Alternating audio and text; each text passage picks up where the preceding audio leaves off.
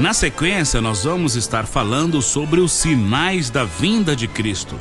É o capítulo 2 da nossa apostila. Fique muito atento, não permita que nada tire a sua atenção. Nesse estudo, nós vamos mostrar alguns sinais que precedem a vinda de Cristo neste mundo e que também são sinais do arrebatamento da igreja. Em Lucas 21:25 menciona sobre o bramido do mar e das ondas. Vamos ver o que significa isso, vamos ver onde menciona na Bíblia e vamos acompanhar. Lucas 21, versículo 25. E haverá sinais no sol e na lua, e nas estrelas, e na terra angústia das nações em perplexidade pelo bramido do mar e das ondas. Como é do conhecimento de muitas pessoas, segundo estudo de vários cientistas, o planeta Terra corre um risco muito grande de vir a ser inundado pelas águas do oceano em poucos anos. No ano de 1995, constatou-se que um iceberg de aproximadamente 2.900 quilômetros quadrados se desprendeu da Antártida e a maré o conduziu rumo à América do Sul. Uma verdadeira montanha de gelo se derretendo devido ao grande calor que nós passamos. Isto é o que deve acontecer de acordo com a afirmação dos maiores cientistas do planeta, devido ao aumento do efeito estufa e o buraco na camada de ozônio. Nós vemos aqui que encontra-se as profecias bíblicas juntamente com a ciência. Cientistas tentam de muitas formas explicar as maravilhas de Deus, tentam explicar os fatos acontecidos pela mão de Deus, pela parte científica apenas. Mas nós vemos que agora a ciência, queira ou não queira, ela tem que concordar com o que a palavra de Deus está dizendo quanto à volta de Cristo aos finais dos tempos.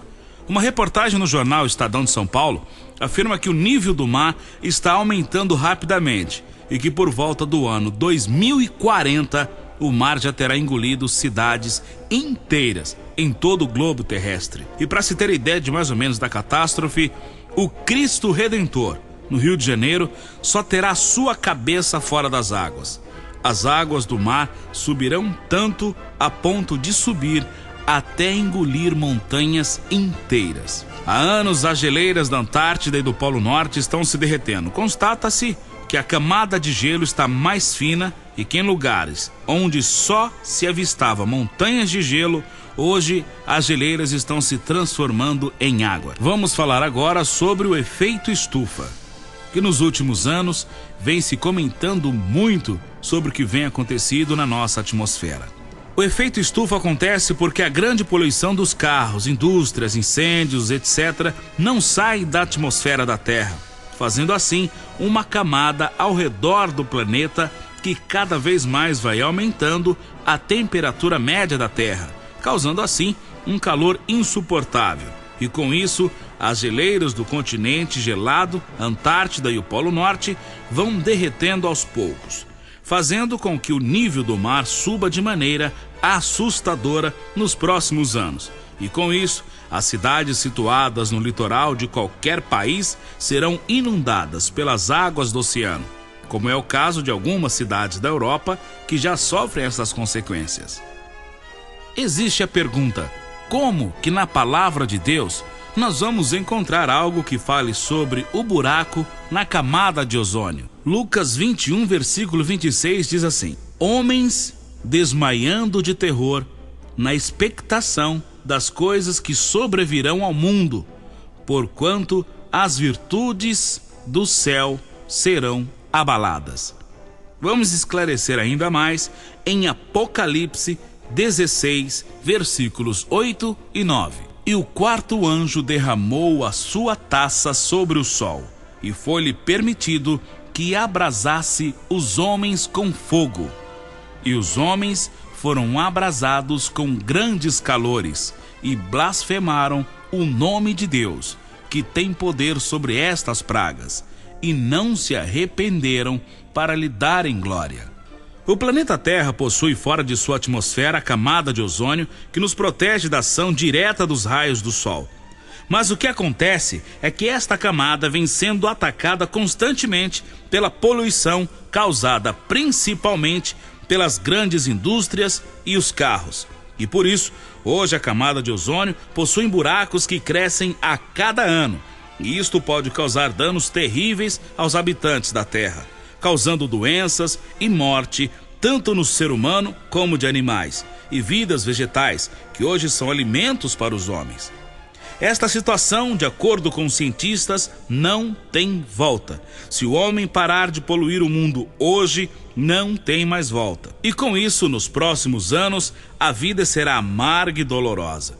Imagine os raios do sol em contato direto com o corpo humano, com os animais do campo, os vegetais, minerais. Segundo a Bíblia, a terça parte dos animais do campo irão morrer. O mesmo acontece com os vegetais. Doenças graves atacarão o ser humano. Em nossos dias, há uma campanha forte nos meios de comunicação, ensinando a todos a evitarem tomar banho de sol em certos horários, pois é com muita frequência que muitos adquirem câncer de pele. Em outros países, como os Estados Unidos e Canadá, por exemplo, pessoas já possuem doenças que os médicos desconhecem. Pode ainda existir alguém que negue que este mundo em breve estará em grande tribulação. Como será a vida de pessoas cancerosas por completo? Que alegria haverá para aqueles que escaparem da morte? E os alimentos, as frutas, verduras, animais do campo, como escaparão a esta tragédia? Não há como negar, o Senhor Jesus Cristo está mesmo voltando. E tomara que volte logo, antes que tudo isso aconteça, pois se esses dias não fossem abreviados, nem mesmo os escolhidos se salvariam. Nós podemos ver isso em São Mateus 24, versículos 21 e 22. Diz assim: porque haverá então grande aflição, como nunca houve desde o princípio do mundo até agora, nem tampouco há de haver. E se aqueles dias não fossem abreviados, nenhuma carne se salvaria. Mas, por causa dos escolhidos, serão abreviados aqueles dias. Continuamos ainda na palavra de Deus, testificando tudo isso em Lucas 21, versículos 11 e 12. E haverá em vários lugares grandes terremotos, e fomes e pestilências. Haverá também coisas espantosas e grandes sinais do céu. Mas antes de todas estas coisas, lançarão mão de vós e vos perseguirão, entregando-vos às sinagogas e a prisões, e conduzindo-vos à presença de reis e presidentes, por amor do meu nome. A palavra de Deus deixa mais do que clara todas estas coisas. Vamos falar agora sobre mais um sinal da volta de Jesus: terremotos. Todos já ouvimos falar de vários terremotos que vêm acontecendo pelo mundo todo. Na palavra de Deus, vamos ver o que diz quanto à questão dos terremotos, em São Mateus 24, versículo 7. Porquanto se levantará nação contra nação, e reino contra reino, e haverá fomes e pestes e terremotos em vários lugares. Uma coisa é certa: sempre existiram terremotos. E esta é a razão de várias pessoas duvidarem da profecia de Cristo sobre o fim dos dias, pois os terremotos acontecem há vários anos. Uma pesquisa feita em meados de 1980 mostra a realidade deste fenômeno. Os terremotos vêm aumentando assustadoramente com o passar dos anos. Por exemplo, no século XV, ocorreram 115 terremotos. No século XVI, ocorreram 253 terremotos. No século XVII, foram registrados 378 terremotos. No século XVIII, ocorreram 640 terremotos. E no século XIX, já ocorreram 2.119 terremotos. Em 1906, em São Francisco, um terremoto sacudiu a cidade, matando várias pessoas e destruindo muitas casas. Em 1923, na cidade de Tóquio, um terremoto matou 143 mil pessoas. Os terremotos têm acontecido em números cada vez maiores, em espaço cada vez menores. A palavra de Cristo está se cumprindo, mas saiba que tudo isso é apenas o princípio das dores. Terremotos. Um grande terremoto aconteceu quando Cristo morreu. Vamos ver em São Mateus 27, versículo 51, que diz: E eis que o véu do templo se rasgou em dois, de alto a baixo, e tremeu a terra, e fenderam-se as pedras. Outra vez um grande terremoto aconteceu quando Cristo ressuscitou. São Mateus 28, versículo 2. E eis que houvera um grande terremoto, porque um anjo do Senhor, descendo do céu, chegou, removendo a pedra da porta, e sentou-se sobre ela. Um grande terremoto irá acontecer no final da grande tribulação, quando os povos da terra se reunirem em Israel para uma grande guerra contra a nação escolhida de Deus, Israel. Vamos ver em Apocalipse 16, versículos de 18 a 21. E houve vozes, e trovões, e relâmpagos, e um grande terremoto como nunca tinha havido desde que há homem sobre a terra.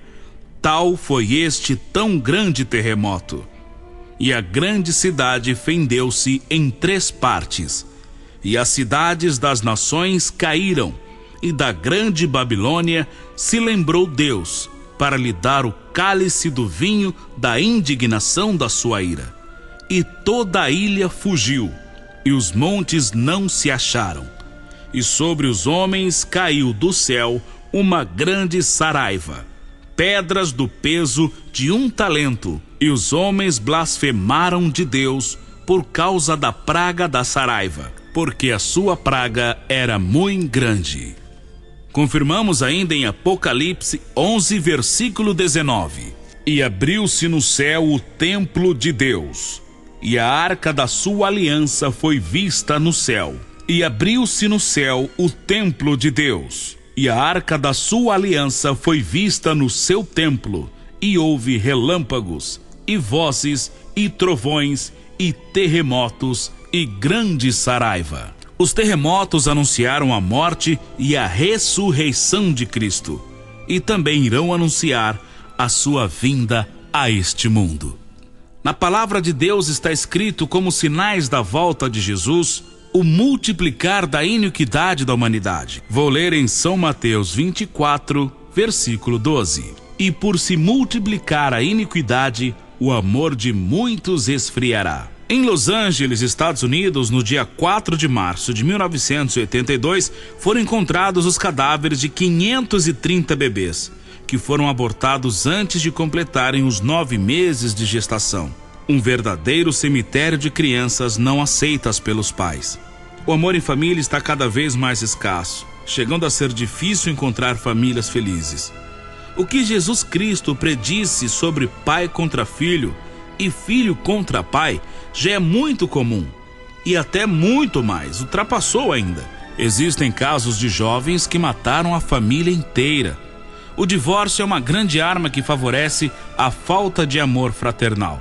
Lares desfeitos, vidas descontentes, é o resultado do amor se esfriando. Uma pesquisa feita nos Estados Unidos revelou que no período de 7 anos, a população cresceu 7%, enquanto que os crimes cresceram 111%. Isto mostra a realidade dos crimes no mundo atual. Como então será na grande tribulação, período em que o Espírito Santo não mais estará na terra? O crente deve repreender a falta de amor. Eu vou ler e você ouça ou acompanhe. Cantares 2, versículo 7.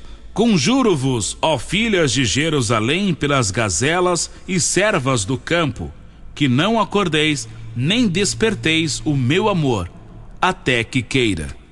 E em Cantares 3, versículo 5. Conjuro-vos, ó filhas de Jerusalém, pelas gazelas e servas do campo, que não acordeis, nem desperteis o meu amor até que queira. E em Cantares 8, versículo 4: Conjuro-vos, ó filhas de Jerusalém, que não acordeis, nem desperteis o meu amor até que queira. Quando a figueira brotar, o verão está próximo. Vamos falar agora sobre a parábola da figueira. Quando a figueira brotar, o verão está próximo. Vamos ver em Mateus 24:32. Aprendei, pois, esta parábola da figueira. Quando já os seus ramos se tornam tenros e brotam folhas, sabeis que está próximo o verão. Nesta parábola, a figueira significa Israel, que foi expulsa de suas terras pelo imperador Tito no ano de 70 depois de Cristo. A partir desta data, os judeus não possuíam pátria e foram espalhados por toda a terra. Nós podemos confirmar isso pela palavra de Deus em São Lucas 21, versículo 24. E cairão ao fio da espada, e para todas as nações serão levados cativos, e Jerusalém será pisada pelos gentios, até que os tempos dos gentios se completem. E a terra de Israel ficou então sob o poder dos gentios, pessoas que não aceitam a Cristo e nem são judeus. Mas, para que comece a grande tribulação, que é uma forma de castigo para o povo judeu por rejeitar o Messias, Jesus Cristo, o povo judeu precisa voltar a Israel e ser reestabelecido como nação. E foi esta a pergunta que os apóstolos fizeram a Cristo: restaurarás tu o reino a Israel neste tempo? Vejamos em Atos 1, versículo 6. Aqueles, pois, que se haviam reunido perguntaram-lhe, dizendo: Senhor, restaurarás tu neste tempo o reino a Israel? Os apóstolos sabiam que logo após Cristo restaurar o reino a Israel, o mesmo Cristo iria reinar no trono de Jerusalém, e a paz estaria de vez com o povo israelita. E o verão está próximo. O verão aqui mostrado é a própria pessoa do Senhor Jesus Cristo.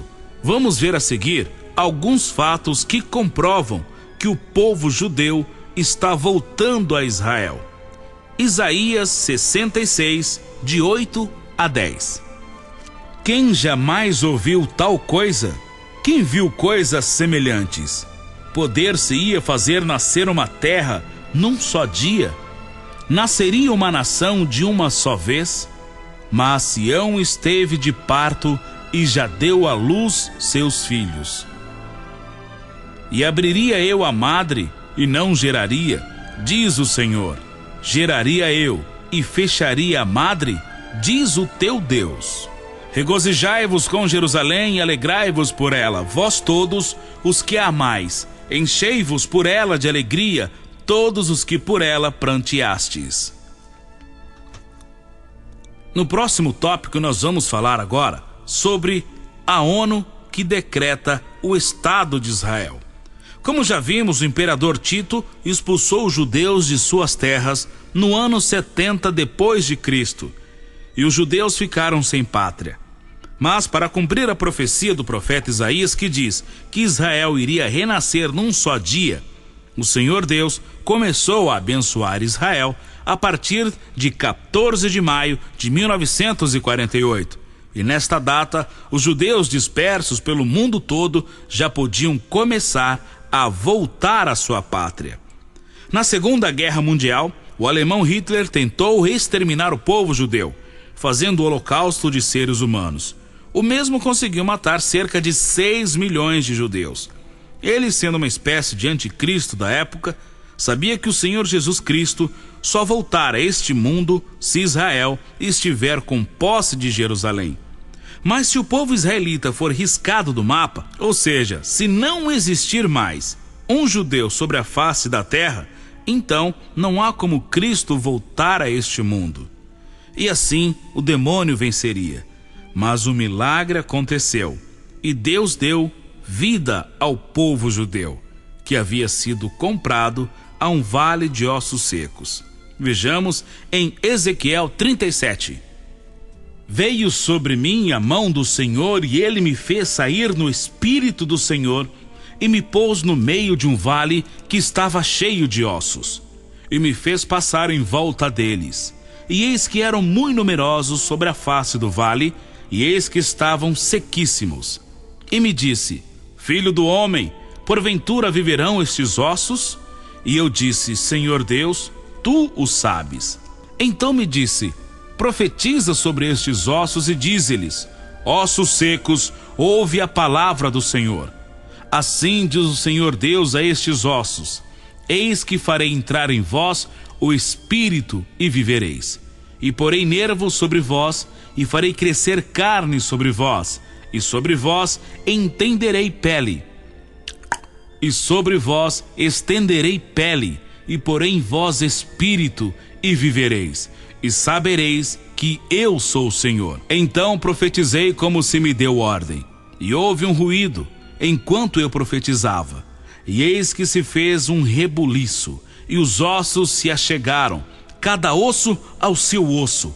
E olhei, e eis que vieram nervos sobre eles, e cresceu a carne, e estendeu-se a pele sobre eles por cima, mas não havia neles espírito.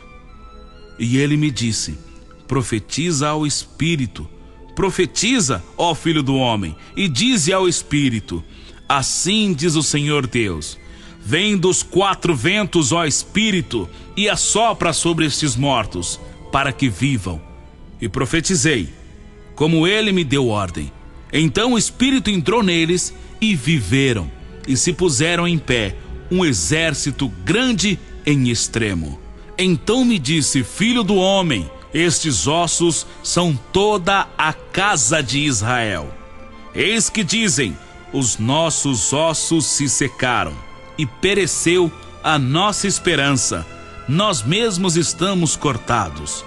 Portanto profetiza e dize-lhes: Assim diz o Senhor Deus: Eis que eu abrirei os vossos sepulcros, e vos farei subir das vossas sepulturas, ó povo meu, e vos trarei a terra de Israel. E assim a nação judaica pode ter nova vida. Vamos falar agora de mais um sinal da volta de Jesus que está muito em evidência nos dias de hoje: os falsos profetas. Baseado na palavra de Deus, em Mateus 24, versículo 5.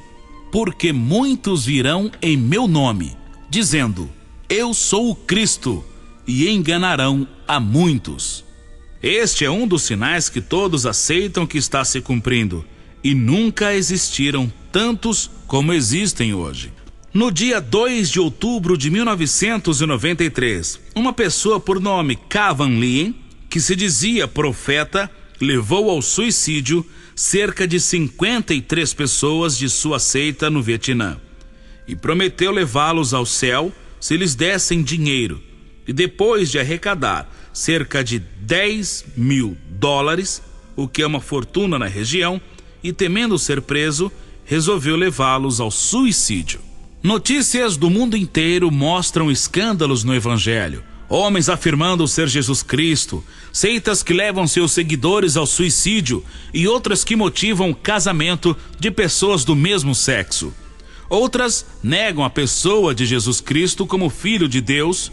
De fato, a religião cresceu muito nos últimos anos, e com isso cresceu também os falsos profetas. Esta profecia vem se cumprindo literalmente já há muito tempo. Mais um sinal da volta de Jesus: as potências do céu serão abaladas. Vamos em Mateus 24, versículo 29, ouça. E logo depois da aflição daqueles dias, o sol escurecerá, e a lua não dará a sua luz, e as estrelas cairão do céu, e as potências dos céus serão abaladas. Um fenômeno que vem acontecendo constantemente é a explosão de estrelas no universo. E muitas vezes, parte dessas estrelas cai na Terra.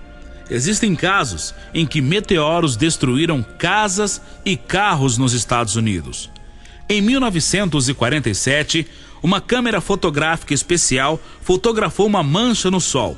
Esta mancha é algumas vezes maior que a Terra. O jornal Folha de São Paulo, do dia 6 de fevereiro de 1991, trouxe uma matéria a respeito do efeito estufa.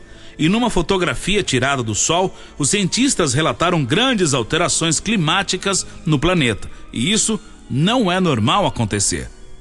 Mais um aspecto da volta de Cristo: os reis do Oriente.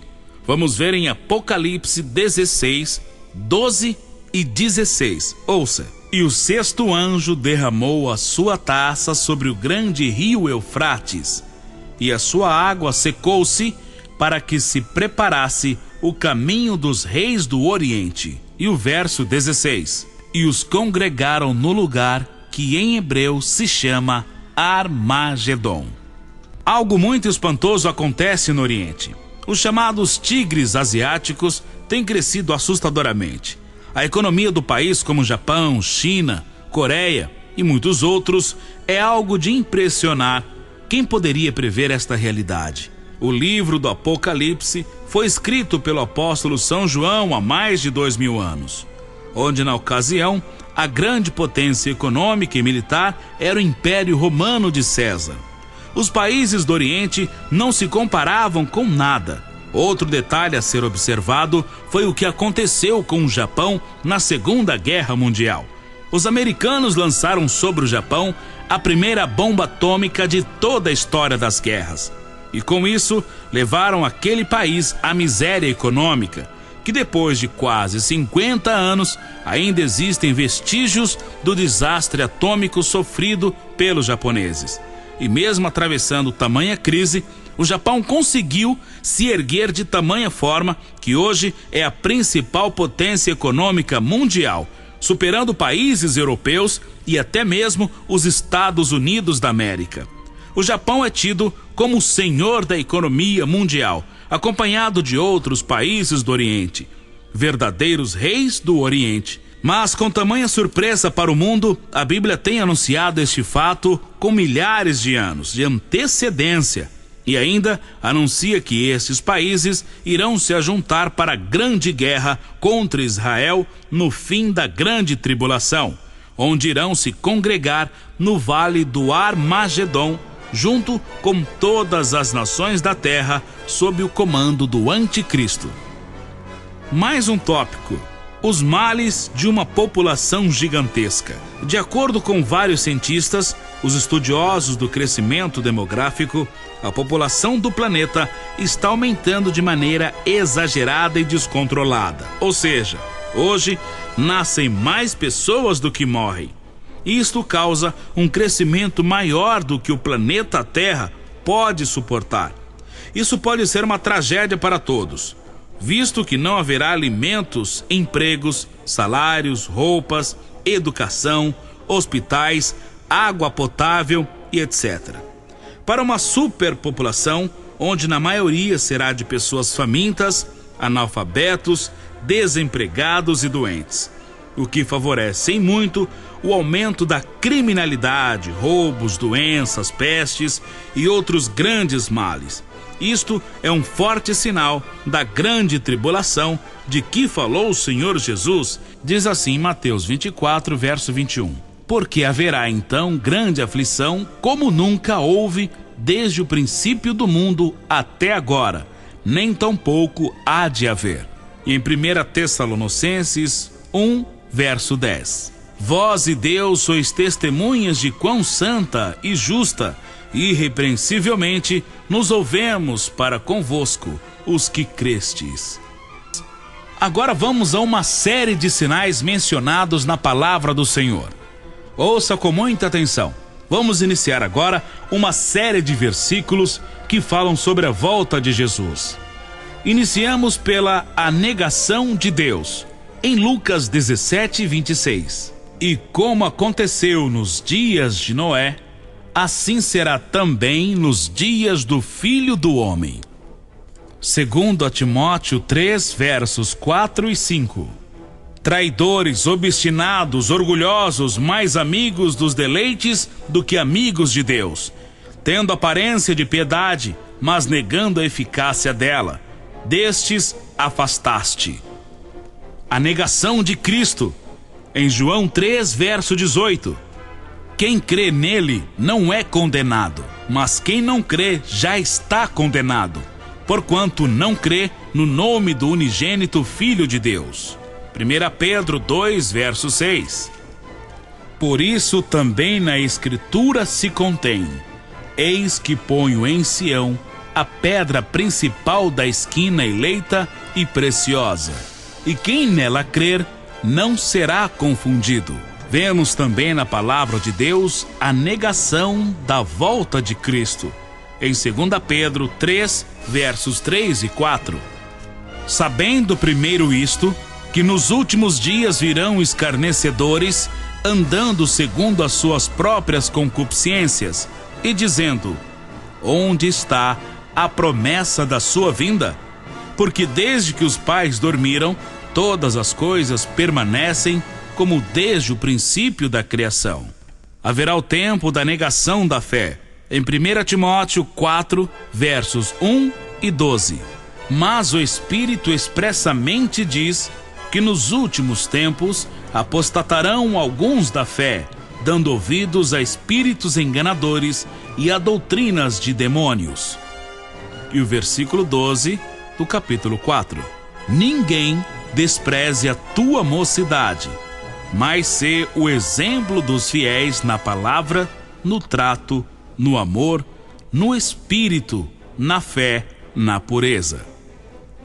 A negação da sã doutrina. 2 Timóteo 4, versos 3 e 4. Porque virá tempo em que não suportarão a sã doutrina, mas tendo comichão nos ouvidos, amontoarão para si doutores conforme as suas próprias concupiscências, e desviarão os ouvidos da verdade, voltando às fábulas. A negação da vida santa. Pessoas estarão negando a vida santa. Em 2 Timóteo nós vemos 3, versos 1 e 7. Sabe, porém, isto, que nos últimos dias sobrevirão tempos trabalhosos. E o 7, que aprendem sempre e nunca podem chegar ao conhecimento da verdade. A negação da liberdade cristã. 1 Timóteo 4, de 3 a 4. Proibindo o casamento e ordenando as abstinências dos alimentos que Deus criou para os fiéis e para os que conhecem a verdade, a fim de usarem deles como ações de graças. Porque toda criatura de Deus é boa, e não há nada que rejeitar, sendo recebido com ações de graças. Porque pela palavra de Deus, pela oração, é santificada. Nesse tópico sobre negação, nós vimos a negação de Deus, a negação de Cristo, a negação da volta de Cristo, a negação da fé, a negação da sã doutrina, a negação da vida santa, a negação da liberdade cristã, e agora sobre a negação da vida moral. 2 Timóteo 3, 1 e 8. Sabe, porém, isto, que nos últimos dias sobrevirão tempos trabalhosos. Vamos ao verso 8. E como Janes e Jambres resistiram a Moisés, assim também estes resistem à verdade, sendo homens corruptos de entendimento e réprobos quanto à fé. E finalmente a negação da autoridade. Acompanhe em 2 Timóteo 3, verso 4. Traidores, obstinados, orgulhosos, mais amigos dos deleites do que amigos de Deus. Na palavra de Deus menciona que o verão está próximo. O que isto significa? Vou ler em São Mateus 24, verso 32 e você ouça. Aprendei, pois, esta parábola da figueira. Quando já os seus ramos se tornam tenros e brotam folhas, sabeis que está próximo o verão. Uma coisa nos chama a atenção neste versículo, é que o Senhor diz, está próximo o verão. E como já vimos, o verão neste caso significa o próprio Senhor. Mas deixando as alegorias de lado e procurando discernir de forma literal, como já vimos no início do nosso estudo, podemos afirmar que o Senhor virá no verão, ou seja, o casamento da igreja com o Senhor será após o inverno, no verão. Vamos ver em Cantares 2, versículos 10 e 13. O meu amado fala e me diz: levanta-te, meu amor, formosa minha, e vem. Verificamos também em Jeremias 8, verso 20, acompanhe. Passou a cega, findou o verão, e nós não estamos salvos. É bom lembrar que Deus considera Jerusalém como base nas suas profecias. Sendo assim, o verão que estamos nos referindo é o verão de Israel. Mas de que ano, nós não sabemos. Um dos grandes sinais da volta de Jesus Cristo é quando disserem há paz na terra. Vejamos em 1 Tessalonicenses 5, de 1 a 3. Mas, irmãos, acerca dos tempos e das estações, não necessitais de que se vos escreva, porque vós mesmos sabeis muito bem que o dia do Senhor virá como ladrão da noite. Pois que quando disserem a paz e segurança, então lhe sobrevirá repentina destruição, como as dores de parto, aquela que está grávida, e de modo nenhum escaparão. O mundo de hoje está ansioso pela paz. O mundo inteiro a quer, mas ninguém quer mais do que o povo judeu, palestino e árabe, pois isto é o que eles nunca tiveram, paz. E mais do que nunca, o mundo busca a paz. Não nos foge à memória as guerras que têm acontecido, como por exemplo, a Guerra do Golfo Pérsico, Irã e Iraque, que durou mais de 6 anos. A Guerra das Malvinas, conflitos da URSS, Bósnia, Tchecoslováquia e muitos outros. A humanidade certamente está à procura da paz. Paz esta é ainda melhor e a que o Senhor Jesus Cristo oferece a todos que creem em seu nome. Mas isto a humanidade de forma geral não aceita. O que eu quero enfatizar é que Israel firmou um acordo de paz com os palestinos. Isso vale lembrar que é algo inédito em todos os tempos, pois desde Abraão até a última criança nascida em Israel, sempre houve grandes guerras contra Israel. E o papel do espírito mundano e do anticristo é enganar o povo com uma falsa paz. E logo após daí, o bote, como uma cobra venenosa. A paz enganadora já está se firmando através de acordo entre Israel e os países árabes. Partimos agora para a conclusão. Em 2 Coríntios 6, verso 12. Não estais estreitados em nós, mas estais estreitados nos vossos próprios afetos. E em Apocalipse 22, verso 17. E o Espírito e a esposa dizem: vem. E quem ouve, diga: vem. E quem tem sede, venha. E quem quiser, tome de graça da água da vida. Sem dúvida alguma, este mundo está prestes a passar por dias difíceis. As coisas estão acontecendo de maneira assustadora e com uma rapidez incontrolável e incrível. Como é que o homem poderá reparar tamanho mal que ele mesmo causou? Saibam todos que Deus é Senhor de tudo e de todos, mas Ele não fará nada para mudar esta situação, pois este mundo, por enquanto, está sob a responsabilidade do próprio homem a administrar. E Deus quer mostrar que o homem é incapaz de trazer qualquer coisa sem a ajuda de Deus. Mas é bom lembrar que Deus deixará que o desastre chegue ao ponto máximo. E no momento exato, Ele enviará o Senhor Jesus Cristo para mudar tudo isto. É reparar todo o mal que o homem causou. Encerramos esse tópico com a pergunta: como está a sua vida? A sua vida está reta na presença de Deus? Você já aceitou a Cristo Jesus como Salvador de sua alma? Talvez você diga: eu posso até não aceitar, mas também não negá-lo. Então, eu vou estar neutro. Isto com certeza não vai acontecer. Vamos supor, por exemplo, que eu tenho um presente aqui no meu bolso para lhe entregar. Enquanto eu não lhe mostrar, ele pode ser neutro. Mas no momento em que eu tirá-lo do bolso e lhe entregar, você terá que tomar uma decisão. E agora lhe pergunto: você quer aceitar a Cristo Jesus como seu único e suficiente Salvador de sua alma? Faça isso, se você ainda não fez, e faça agora mesmo. E se você já fez, convide pessoas a desfrutarem deste grande amor e mostre que este mundo está partindo para o fim, mas existe uma esperança, a vida, para aqueles que estão em Cristo, que vivem neste mundo que está caminhando para a morte e para a destruição. Encerramos aqui o capítulo 2 da nossa apostila, onde falamos dos sinais da vinda de Cristo. No próximo CD, estaremos falando sobre o capítulo 3, o arrebatamento da igreja.